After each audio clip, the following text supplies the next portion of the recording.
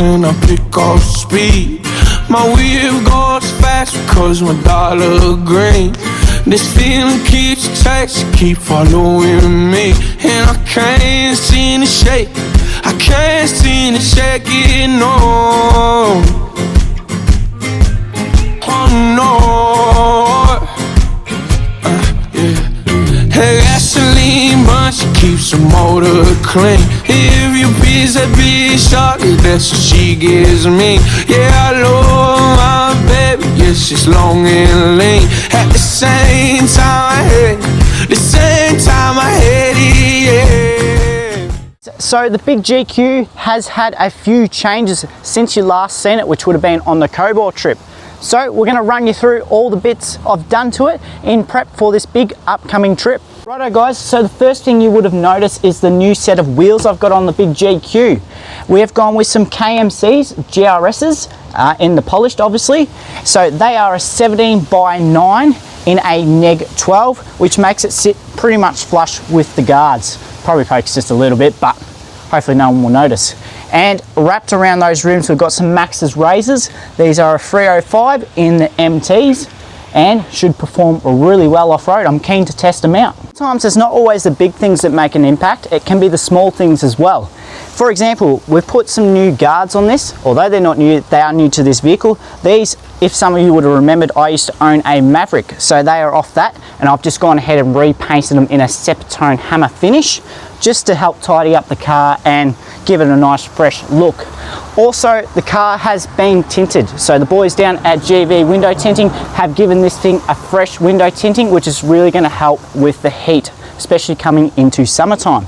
We've also got weather shields from Ocam on here, so all four doors. I absolutely love them. They are great and versatile and look fantastic in my opinion. Let me know in the comments below what your thoughts are on weather shields. These are quite a big tyre, but anyway, suspension wise, we have gone with a 3-inch lift. So we've gone with some Dobberton springs in the front and rear. These are a flexi coil, because long-term plans, well probably medium-term plans, are to get some good articulation out of this thing. But for now I just needed new springs because the old ones were sagged and really stiff, and it made it really uncomfortable for long drives. So I've put springs in. We've also put bump stops in to suit those springs and the tyres, and we're going to be going ahead and throwing in some front shocks as well, just some 3-inch ones just to suit the lift. We've got a Drive Tech steering dampener in there as well, and we've also replaced the drag link. I obviously needed a setup because I'm going to be living out of this thing for the next week and a bit. So I've put in my drawer fridge out of the Colorado. This is just an XTM one, so nice sliding drawer fridge, and of course we needed power for that. So we've just done a basic 12 volt setup. We've got the big 120 amp battery AGM, and behind that there is a 40 amp King's charger as well, which has solar input, so I can put a solar panel onto it if I need.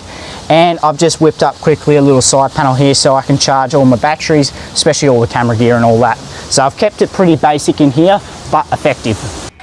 Now unfortunately guys, my mic wasn't working here for some unknown reason, but I'll just try my best to voice over what I was saying. So I've gone ahead and put in the new SAS gauges here. As you can see, I've got the EGT temps up the top there, and I've got the boost down the bottom, along with a pillar pod mount system on the side there.